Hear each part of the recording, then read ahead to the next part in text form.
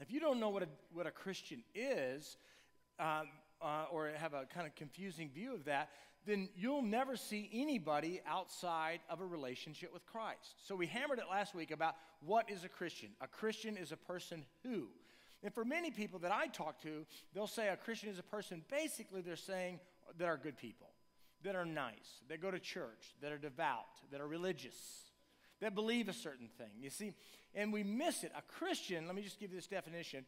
A Christian is a person who's come to the place in their life where they believe they need forgiveness. They believe that they've blown it and they've sinned and they need forgiveness.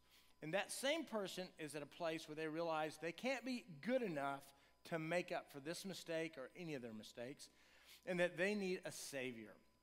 And they come to that place where they realize that God came to them to pay the penalty for their mistakes, and Jesus died on the cross and was buried and rose again so that they could have a free gift of salvation, of forgiveness, and an amended relationship with God.